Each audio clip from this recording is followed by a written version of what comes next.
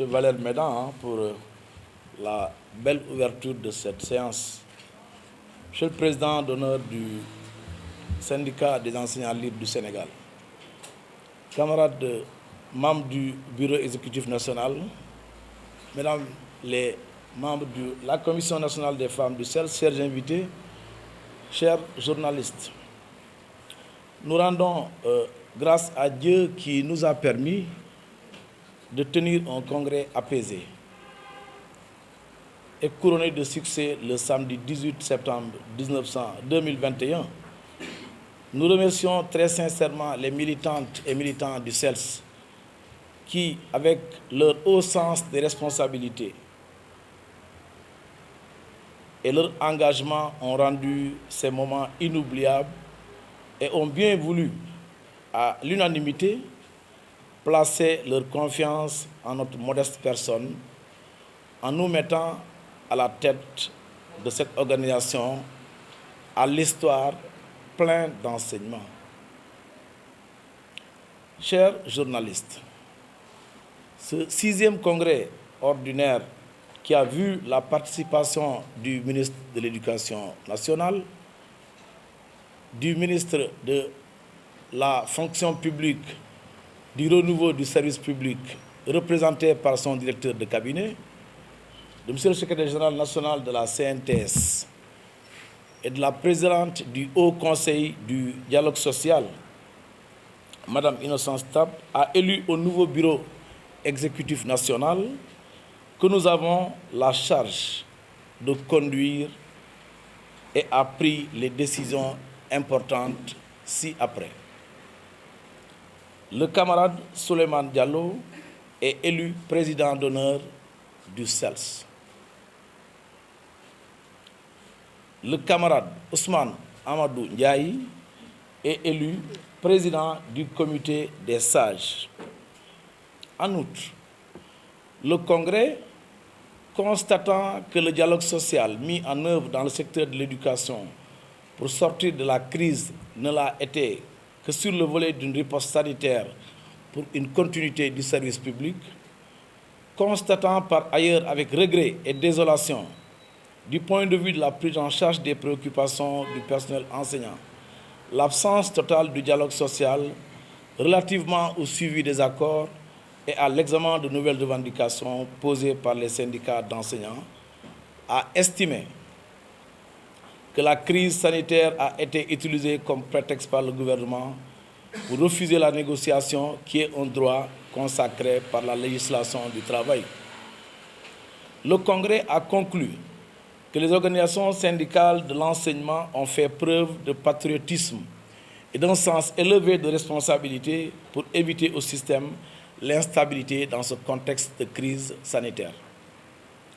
C'est ce qui explique et justifie d'ailleurs le choix du thème de notre congrès, le 6e du genre, à savoir le dialogue social dans un contexte de crise.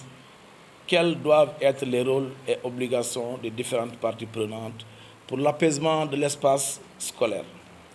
Le congrès, se penchant sur le devenir des enseignants et de l'école sénégalaise, a identifié les défis ci-après. 1. L'instauration d'un dialogue social permanent et sincère avec les partenaires sociaux. 2.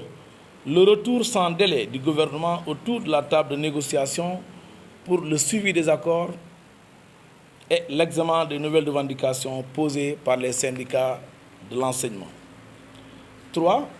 Le règlement définitif des lenteurs et lourdeurs administratives, qui demeure la préoccupation la mieux partagée dans la fonction publique. 4. La restauration de l'équité et de la justice dans la gestion des agents de l'État. D'abord par l'harmonisation des statuts des agents fonctionnaires et non fonctionnaires de l'État, par ensuite l'adoption de nouveaux systèmes de rémunération des agents de l'État conformément à l'engagement du gouvernement dans le protocole d'accord du 30 avril 2018. Le dégel et le renforcement du crédit logement des agents de l'État, la mise à disposition des parcelles à usage d'habitation aux coopératives des syndicats de l'enseignement.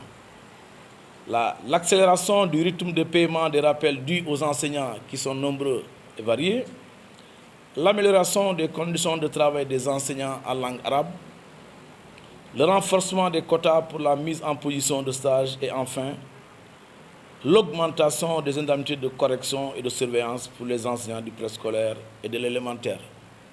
Telles sont, chers journalistes, les conclusions du 6e congrès du CELS que nous venons de vous présenter. Mais avec l'annonce par le ministre de l'Éducation de la nomination d'une autorité en charge du monitoring, à savoir Madame Mariama Sarr, par Monsieur le Président de la République, nous espérons qu'enfin, le gouvernement et les syndicats d'enseignants se retrouveront pour éviter au système d'éventuelles perturbations. À travers cette conférence de presse, nous nous engageons résolument avec l'accompagnement des militantes et militants du CELS et dans le cadre d'une unité d'action au sein du G7 à porter en bandoulière ces défis pour le bien de l'école sénégalaise. Nous invitons les acteurs du système éducatif tels que la COSIDEP, les associations des parents d'élèves, les chefs religieux, les centrales syndicales telles que la CNTS à laquelle nous appartenons, à s'impliquer davantage pour la réalisation de ces vœux qui conditionnent la stabilité du système éducatif. Je vous remercie pour votre très aimable attention.